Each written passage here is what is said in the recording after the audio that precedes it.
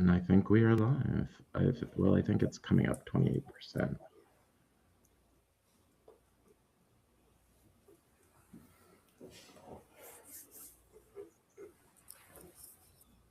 Okay.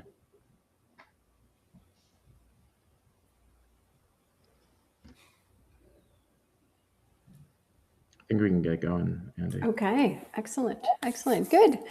Well, happy Friday to everybody. It is terrific to be here for our webinar, the AI Blueprint, How to Assess, Accelerate, and Protect Revenue. We are super excited that you are here. We are planning on a Friday afternoon to run for about 45 minutes. There is the ability to ask questions in the chat. Please send questions. We would love to hear from you. And for everybody who's on the line, our amazing speakers will do introductions here in moments. And looking forward to each of you guys. I'm going to start us off with first asking, yes, are the slides moving forward? I think they are. Let's first start with introductions. I'm Andy Warble, and I'm going to be hosting today. So I have the really easy part of today's presentation. Rich, Ernie, and Tom are going to be the intelligent ones in this conversation. I'm super excited for you to hear all that they have to offer. Let's start on the left side of the screen. Tom, can you introduce yourself, please? Awesome. Yeah, thanks, Andy. Really excited to be here for today. And I'm Tom Gersic, CEO and founder of YouEx.ai. YouEx.ai is AI for sellers. We're really designed to help companies and sales teams close the loop between new leads coming in from a variety of sources to actually closing revenue. So excited to talk. And I'll turn it over to Ernie next. Hi, my name is Ernie Maldonado. I'm the founder and CEO of Gran Minerva. My job is easy. It's making sure that we keep the customers that Tom helped you get with his amazing lead tools. And Gran Minerva's job is just that, making sure that we detect customers drift and help protect your business. Rich Nazzaro, co-founder and managing partner at SaaS Business Advisors with my business partner, Andy. And we really focus on helping customers through digital transformations and large-scale implementations of software. Yep.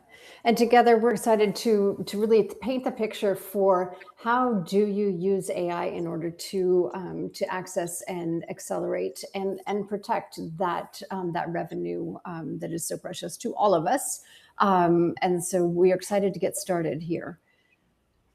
We're going to start with just exploring what is the storyline.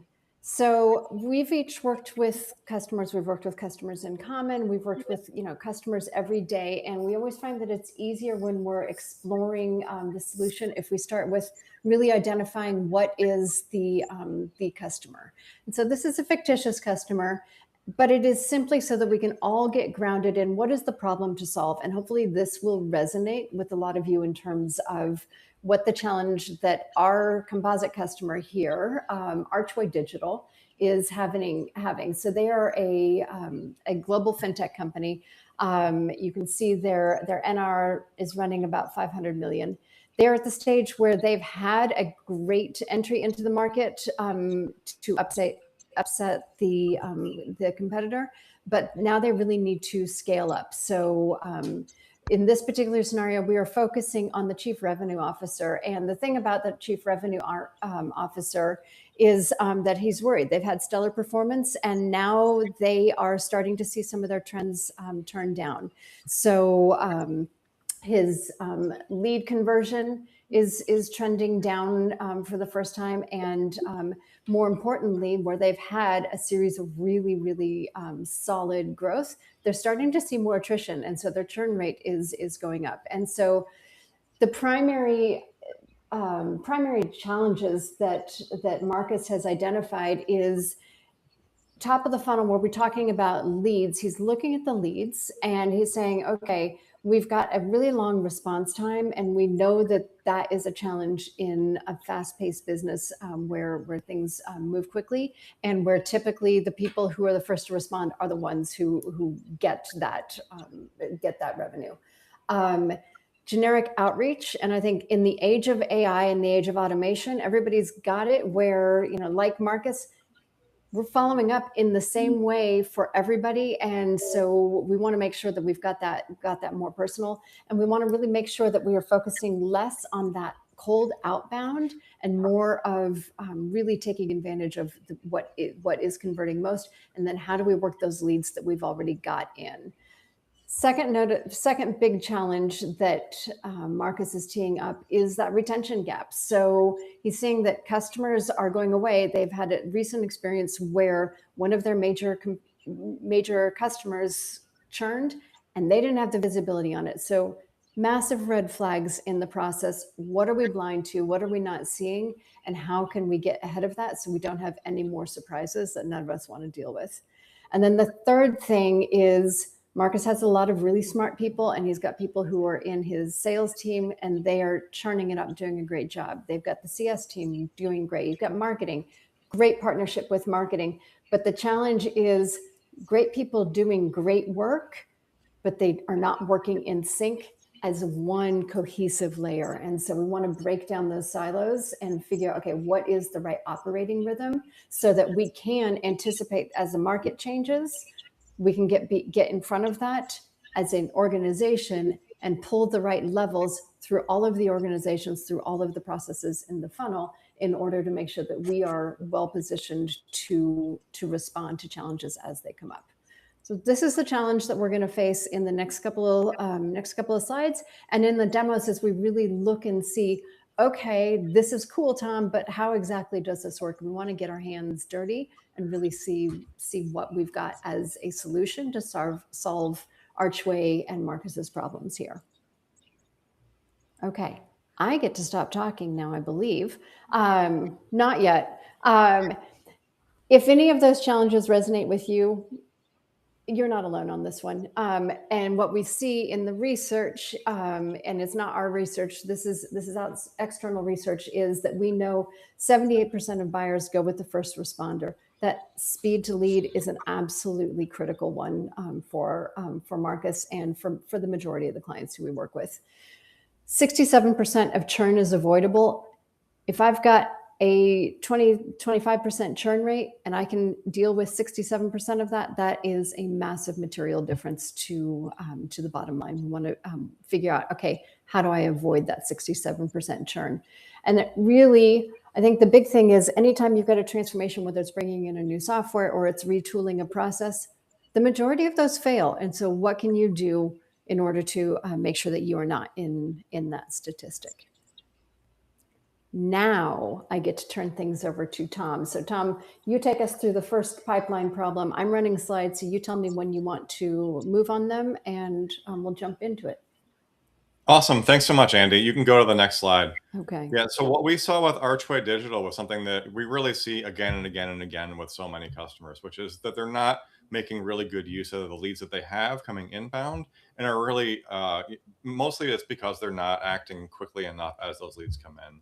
So as an example, as Archway Digital did things like have conference attendance, we would see that they go out and have a booth at a conference, and throughout the course of a week, they would be meeting with people, gathering, badge scans, gathering business cards, gathering all sorts of information, and really great, rich notes and detail. And then what we found was that, like many companies that do exactly this, did not have a good plan for after the conference. They would have a lead, they'd have a list of leads from the conference organizer. They would be going through and then having to figure out how to follow up with each of those leads. By the time they'd get the email out, a week would pass, 2 weeks would pass. All other people that had been meeting with each of those leads had already followed up, and they weren't really getting it out fast enough for it to be top of mind. What we really wanted to do was to help Archway in an instance like that, not get email out weeks later, but get it out minutes later. Be able to send out that email at the conference. Hey, would you like to meet up for coffee? Would you like to get a meal? Would you like to meet and talk about something while we're actually here? Make as much out of those leads as possible, especially for the ones that really show up as being a hot really, really solid lead for the conference. We also saw their website was having issues. Archway was really relying on forums to be able to collect information. They had some really, really great white papers and blog posts and information that people were coming to their website for. Really high traffic, really well, established brand in the industry, but they weren't following up quickly enough on those form submissions. And the forms themselves were also turning customers off. They had customers going to the website, wanting to find something, not being able to find it on the website. It was complex, too deep in the website, weren't able to find what they were looking for, had to fill out a form and then wait. By the time they got an answer, 24 hours had gone by, 48 hours had gone by. The competitors had already followed up and they weren't getting those emails out quickly enough to be able to follow up on a web lead. So we were able to work with Archway to help them with an agent. This is, I think, one of the most important things that we're seeing in the industry right now is web agents are 2.5 to 3 times more likely to convert a lead into business than a web form. They're able to answer questions immediately. They're able to follow up immediately. You can delay a response so that it makes it, seem like it's coming from a human, or you can route it, to somebody already drafted, ready to send from a sales rep and ready to get on, a phone call and to have that first meeting. So we're really able to help follow up that much faster. The other thing that we saw with Archway was not just the time of response, but the preparedness, the prioritization, the qualification of those leads to be able to make sure that they were able to identify which were the ones that were really important to follow up on. If you have a lead come in from the CEO of a Fortune 500 company, you're going to want to follow up on that as fast as you possibly can. If you have a lead come in from the intern who's working for some random company, you might not be as interested in following up immediately. So make sure you know a little bit about the person you're going to talk to, use that to qualify the lead. And we were really able to help Archway then be able to move that much faster on the right leads, get them assigned to the right rep or the right executive, as the case might be, if it's a really solid lead. And then also be able to make sure that first call is well prepared for, have a brief ready to go, that the person isn't having to spend a lot of time learning about that rep. So those are some of the challenges we saw with Archway as they were dealing with new leads coming in. And what we see with Archway and what we see with a lot of companies is when they're not being effective enough with the leads they do have, they're constantly churning, trying to bring in new leads. They're trying to do cold email outbound. They're trying to do just spamming people on LinkedIn. They're trying to do all of this like cold email and cold call lead generation, where if you're following up and being really, really proactive with the current leads that you do have, you have much less need. You have warm leads to really work on. And those are so much more important than just, kind of blasting and trying to generate cold leads. So those are some of the challenges that we saw with Archway. You can kind of go to the next slide and we can talk a little bit about how we did solve some of those challenges. And at the end of this call, we're actually going to show this. So we'll make this real. This is not just theory. This is a website chat. This is webinar attendees. This is calendar events, email referrals, landing pages, business cards, digital business cards, however it gets to you. Bringing those into UX was the way in which we were able to help solve this problem for Archway Digital. Be able to bring in all leads, all sources as quickly as possible, and then be able to research every single lead. So you're not just looking at a name in an email. You're able to get that information to the rep so that they know what they're working with, be able to use that information to score and qualify, and then get that, first email or first call ready to go and ready to schedule. So these are some of the ways in which we were able to help. And once that lead turns into a customer, that's sort of where Ernie comes in and where we wanted to talk about how Gran Minerva helped Archway Digital better manage their customer churn. Thank you very much, Tom. And that was a lot of fun in that webinar. In that conference in Vegas. Was it? Were we in Vegas, Tom? Absolutely. Yeah. Andy, thank you. Can you move to the next slide, please? I'm happy to. All right. So Tom helped Marcus solve our lead problem, right? He closed a bunch of deals from the conference, champagne all over the place. Now he owns a number that he can't see.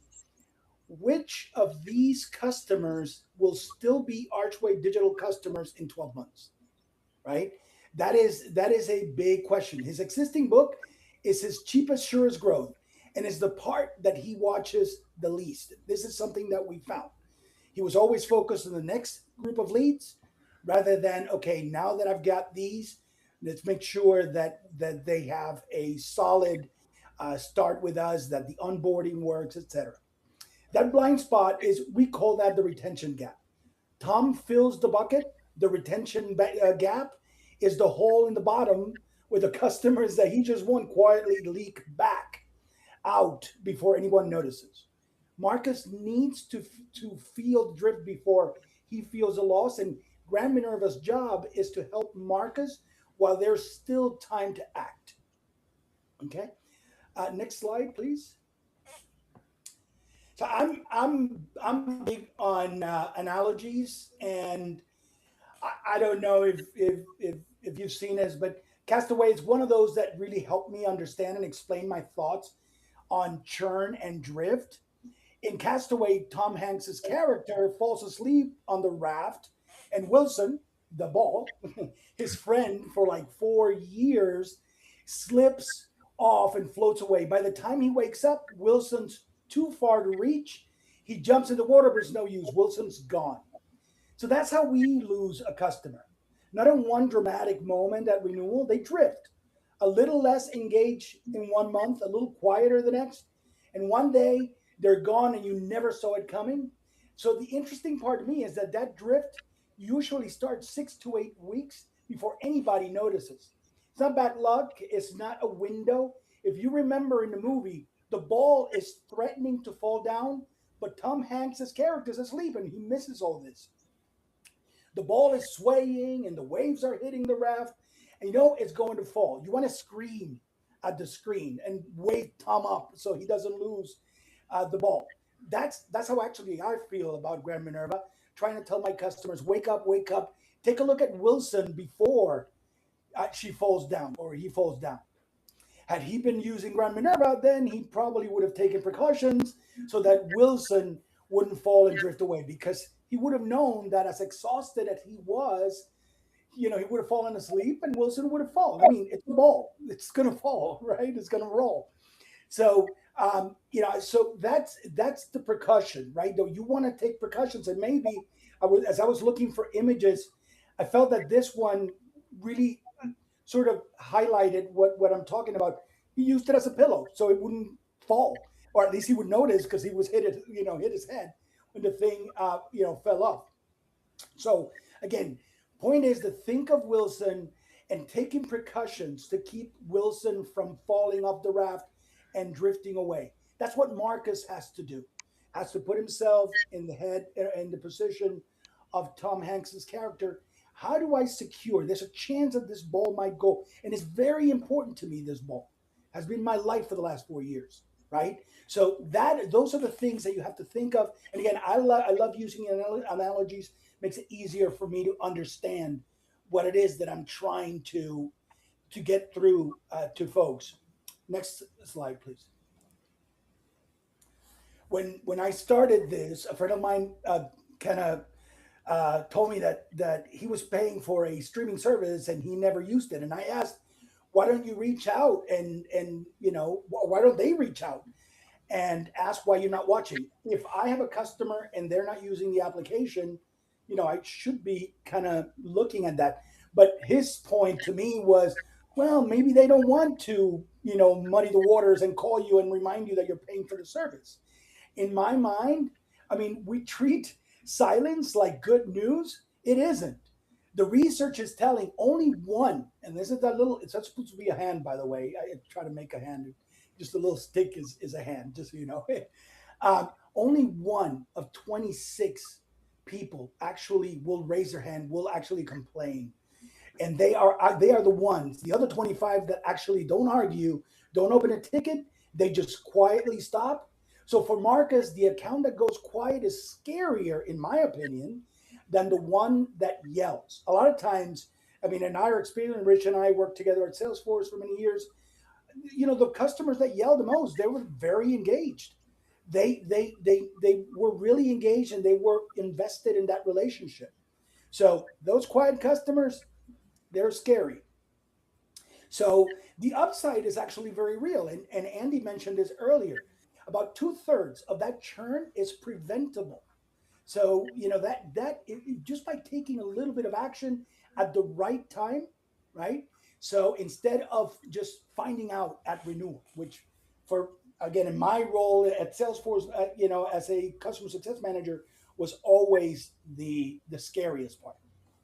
Next slide, please. So the good news for Marcus is that he already has most of the answers, most of the clues. They're all sitting in his own systems. And I'm not just talking about the obvious stuff like usage and logins. I'm talking about clues in areas that are typically overlooked. And this is one of the things that Minerva does so well. For example, standard SOPs, right? Or standard operating procedures, knowledge-based articles, or contracts.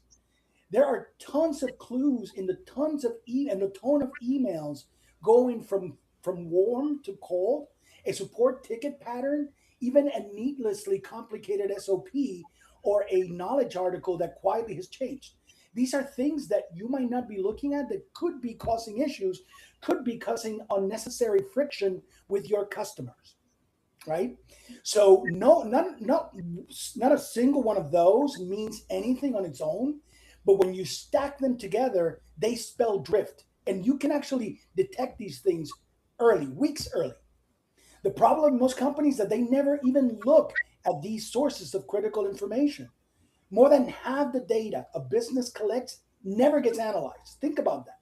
You collect, you spend all this time, you do it. Now, thankfully, with AI and the tools that we have available today, you really don't have an excuse not to actually be analyzing, that data. As Tom was talking about the example with the leads, you should be able to look at those leads and say, these are the best ones for me based on all of the information that I have. We are best for them and they're best for us, right? Tom and I were talking earlier this week. We select our customers as much as their customers select us. And that's extremely important. Next slide, please. I'm sorry, and the one thing that I forgot to say, Marcus can act. We give you the risk score for each account, and I'll show you this in a minute on the demo. You have a specific play to run. So in Minerva, not only do we identify all of these potential issues, we actually give you recommendations of what to do based on experience, based on knowledge, and based on research. So Marcus stops guessing and actually starts acting. So we are going to be, Tom and I are going to be doing a demo of each of our apps. I think that the relationship between the two is beautiful. And one of the reasons why Rich and Andy asked us to do this is because there's a lot of great a connection there, and the flow of the work that you do to get the right leads at the right time and act quickly, and then make sure that you keep those customers, right? The time that you spend to look for customers. So anyway, we're going to show this to you, and that, I think that is it for me, right, Andy? That's it. And I'm excited because now we're going to switch a little bit to operations. The thing I love about the conversation so far is we're focused on AI is so impactful quickly. And that's really, really exciting. And I think we're all seeing that with our clients.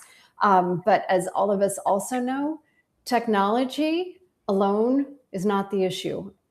We can have lots of really amazing tech, but if we don't have the operations to underpin that and to enable that, then it is just a piece of tech. So Rich, kick us off and let's talk about this operations gap. Yeah, let's talk about the operations gap. So as Tom and Ernie talked about these systems and Marcus would implement them, the reality is a lot of systems fail. 70% of digital transformations when you're implementing new systems fail to achieve their goal. So why is that? Let's go on to the next slide. So when we talk about why transformations fail, they don't fail on the day you launch them, right? The day you launch them, everybody is excited. You've worked up to this moment. But the reality is that most people are working towards a go live moment. They're working towards the system being live. That's what everybody has focused on for the last couple of months. And then slowly over time, this erodes. So the tools are there, but the team maybe hasn't adopted the tools or brought the tools into the business process, and we don't really have a productivity owner. So when you think about how organizations absorb change, it usually is something that happens during the project, but doesn't get operationalized into the business. So teams are not ready or prepared to operate what we call day two in a different way. So over the course of time, you're not seeing the adoption. You're seeing old habits return, or you're seeing them bridge gaps between old habits and new. And you're not really seeing the ROI. So when people come back and say, hey, we implemented this new system, what was the ROI we achieved? No one's really actually measuring it because they never started with that to begin with. So let's talk about the next slide. So when you stop reviewing what really happens, then you're kind of not deciding what happens next. And so when you think about these transformations and you think about implementing technology, there really has to be all these signals that support it. And this starts not only prior when you do a business case, but throughout the project, but really post-launch. So once you go live with technology, you want to think about what the outcome hub is how we'd refer to it. And the outcomes are going to be varied. So we have revenue signals, we have retention signals, we have operation signals, we have strategy signals. A lot of what happens in Gran Minerva, to bring that together, you can use in your outcome hub, because these are signals that are happening across your organization. But when we talk about adoption of a system, we're normally talking about, is somebody logging in? Well, that's the lowest level of information you need to know. What we want to know is, are they using the system the way we intended it? Are we achieving the uplift? Are we seeing the increase in leads through UX? Are we receiving the revenue jump we expected? And so when you think about your strategy and you think about your implementation, strategy is the idea that we're going to achieve an outcome. The execution is the making that strategy real. Post that execution is the ongoing, how do we continue to measure and effectively look at the business differently? And when we look at the business differently, it's taking in all these signals and changing those benchmarks. And that should change the behavior you're seeing and how people work and operate in the business. We go on to the next slide. So the way we look at this operating rhythm is through this lens. So this framework is really thinking through from start through consistent iteration. So first, it's the pulse. So the pulse is really thinking weekly, daily. So what are the things people should be doing daily? What are the things should be doing weekly? So when you think about measuring things, you don't necessarily think of signals weekly at times. And so this is really intended to start you thinking from day two around how to measure the business. Then we move into reviews. So what should be happening monthly and quarterly? Often these reviews are done with senior leadership teams. They are organized around a set of metrics that have been defined, but they're not really tied back to the strategy. They're not tied back to the team's performance. So within this review, we really have to think more holistically about the business, not just specific markers that actually say, oh, we're adopting the system. Oh, hey, we see more leads. What is the impact of those leads? What's the impact of the revenue? What's the impact of the operations? You want to think more holistically about the business as you go into these reviews. Then we want to make this a factory. And so when we think about a factory, we think about repeatable processes. We think about the rhythm of the job. We think about what we need to do in order to achieve those goals. And so the factory is really creating that repeatable rhythm of the business in order to make sure that we're not only measuring the business, we're seeing the effectiveness, but we're able to adjust, we're able to change. And so when we go into the reinvention and we think about that annual strategy sessions, if you think about every year when you all sit in a room and you say, hey, this is what's going to happen the next 12 months, are you basing that on what happened the prior 12 months? Are you basing that on what your strategy was, and did you achieve that strategy? And are you basing it on the jobs that were done, the data you see? So the fact is that this operating system is always looking at multi-dimensional view of your business to inform you how to make better decisions moving forward. Go on to the next slide. And so when you think about the transformation after go live, the common approach is, hey, success, we went live, everyone's going to start using it. The team disbands, right? So what you had was a dedicated team for 6, 9, 12 months working on this objective. And then once that team disappears, then so does that momentum around how you do it. So the way we want to change that going forward is that you ingrain those operational behaviors as part of the program and on day 2 by leveraging the right data, the right insights, the right strategies, the right governance models in order to make sure that this team is not propping up your strategy, that this team is there as a gap enabler to drive forward your strategy and your business and your outcomes. Can we go on to the next slide? So now I'm going to turn it over to the team to look through the demos. Yep, I'm going to stop sharing. Tom, you want to take us from the top of the funnel? Yeah, absolutely. So I'm really excited today to be able to show how this works and how we made it real. Obviously, like we said, Archway Digital is a composite fictional company, but the technology is real. The things we're showing are real, are being used by real companies today. So with YouEx.ai, the first thing we were able to do with Archway is to be able to deploy a web agent onto their website in 5 minutes. We were able to, as we do with many websites, ingest an entire website along with PDF documents and other information in order to be able to give a deep knowledge base for that agent to be able to answer questions. So people aren't looking around your website looking for information. They're able to get a quick answer to a question they might have. The other thing that it does is that it will ask for your name, for your email, for all sorts of configurable fields. Just like you would set up a form for a website, you can set up and decide what types of information you want to collect from a website visitor. This agent can then, it logs those leads, but it will also send emails to that person, schedule meetings, make offers as the case may be, and really help that person navigate and get more information and more value from your website. The way we set that up is super simple. There's no coding whatsoever. It's based on a knowledge base that you have set up. It'll scrape a website and bring that into the knowledge base. And then it's point and click. You say what you want the agent to say as it greets a person on your website. You tell it a little bit about itself. You have those questions that you might have set up as sort of conversation starters, or people can ask whatever questions they want. And then we also have that ability to be able to say, you collect your name? Do we want to collect email address? Do you want to collect any other information you might want to have? It really doesn't matter. You can collect whatever you want. Have offers and then email and calendar integration set up. And then the deploy is really a simple copy and paste, very much like setting up most other things on a website. Works just fine in a WordPress or any other type of web system.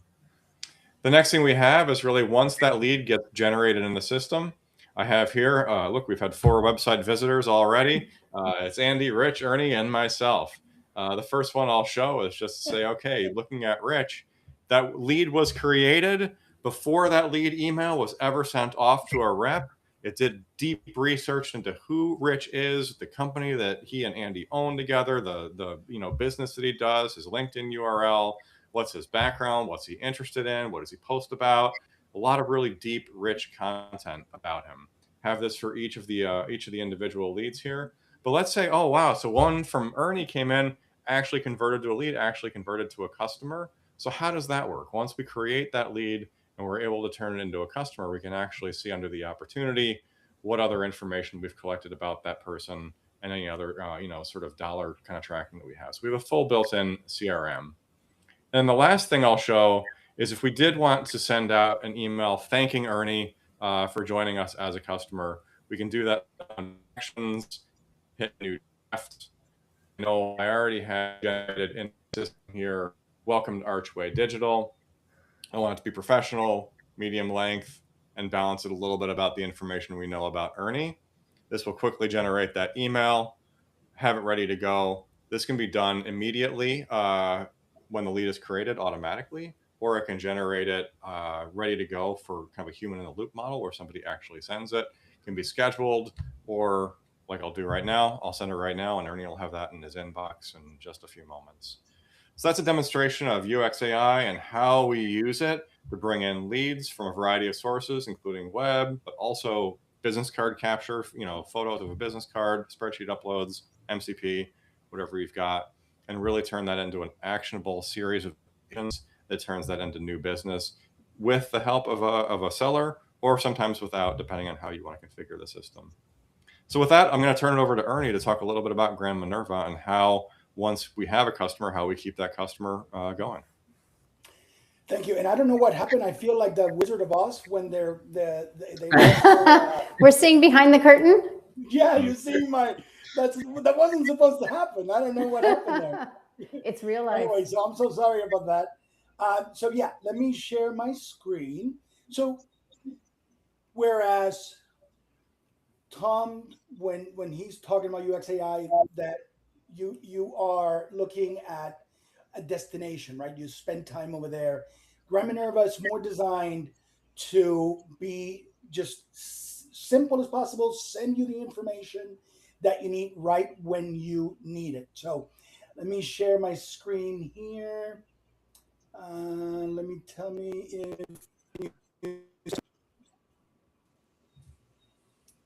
okay, perfect. So let me actually start with this one. So obviously, the most important thing that we have in Minerva is data. The data has to be coming in. We have multiple ways in which you can get data into Gran Minerva. You have your local folders. So if you have your own local folders and you don't want to be sharing everything on day one, what we do is think of it as, I told you about the analogies, think of it as a smoke detector. We place a bit of a smoke detector locally in your system, wherever it is that you want us to go. And if we detect smoke, we let you know. At that point, you then determine what you want to do. Do you want to send us the data? Or the other option is we use connections. So I've got some connections here. I don't know why I'm having some issues here with Box and Google, but Dropbox is working.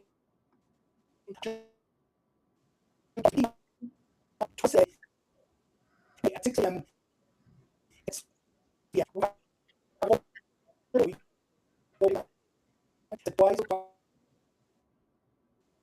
is it your DMs? And we can just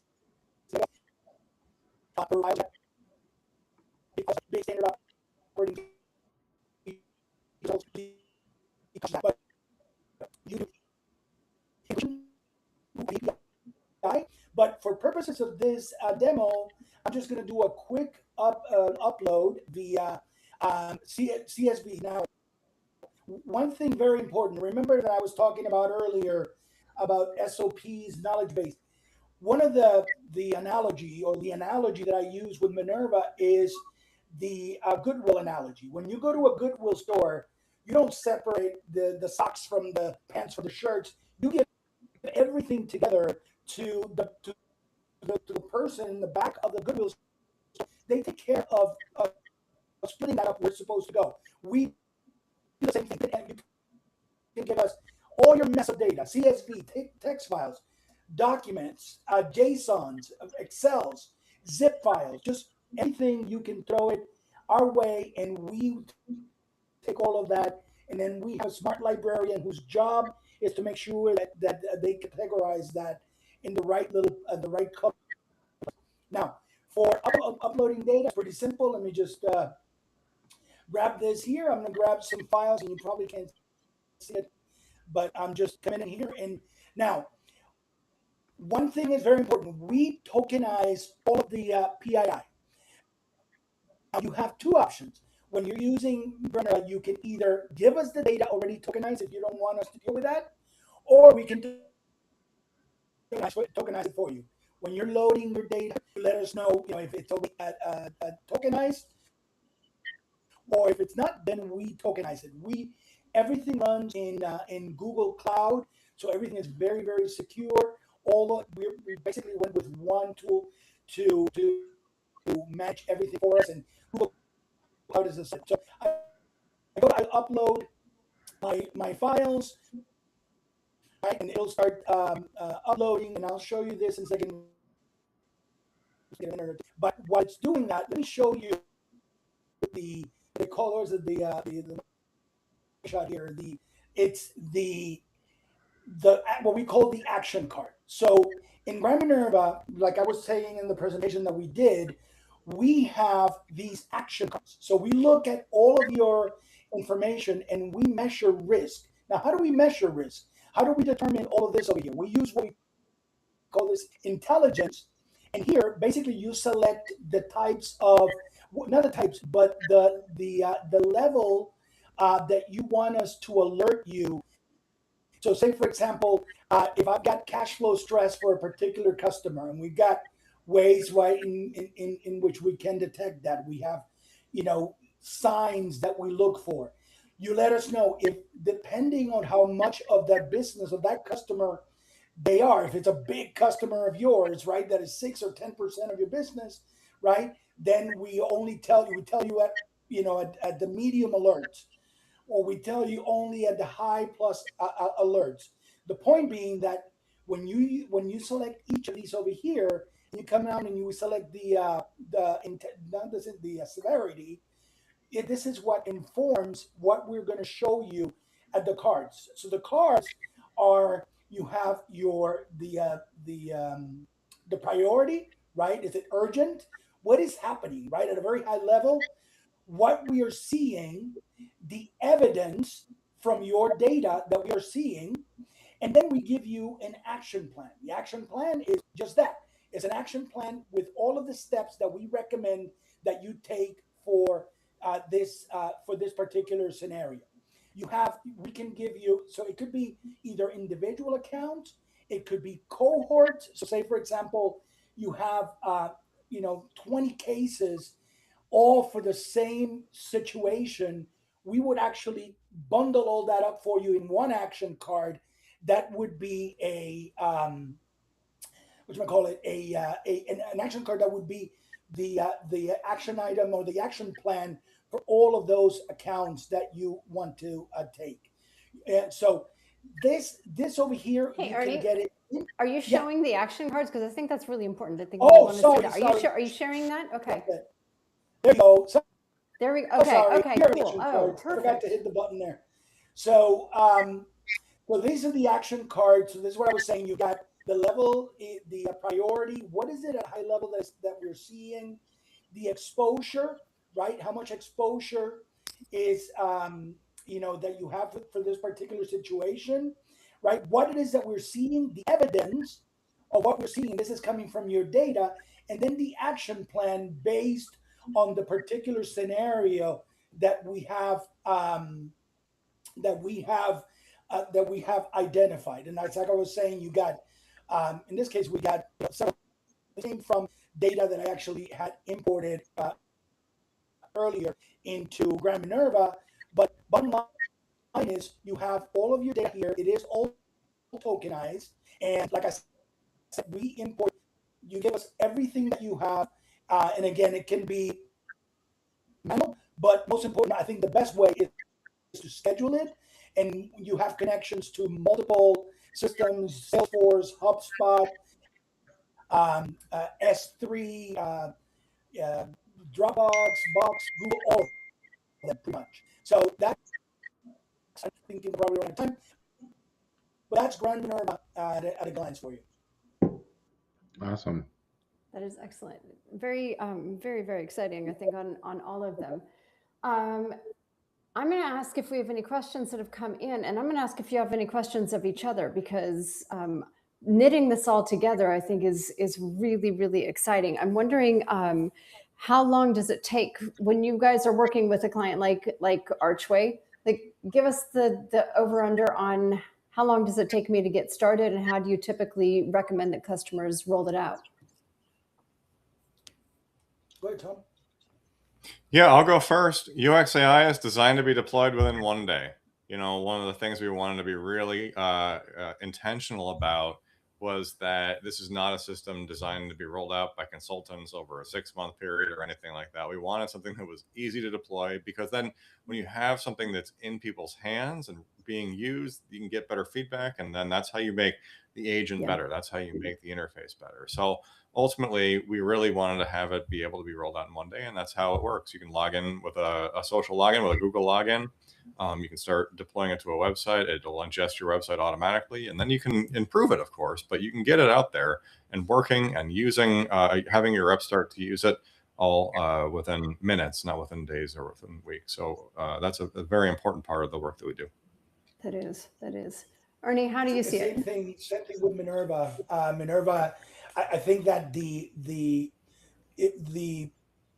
long pole or whatever, what takes the longest is the amount of data that you're putting in there, because obviously we have to upload the data, but we look at an hour or two. If you have lots of data for us to start bringing you insights on that data. But I mean, it's meant to be minutes for you. If you don't have, gigabytes and gigabytes of data that we have to analyze, pretty quickly we can get you up and running and give you insights on your data. We built it like Tom did, built it with speed in mind, just to see value, so that you don't need necessarily consultants like some of the other big companies that require the implementation and all of that. So yeah, pretty Rich, quick. I'm wondering from your perspective, I love that you can immediately start to see value. Right. But from your perspective, as you've been working with clients, that can have great effect, and it can also have long-lasting challenges.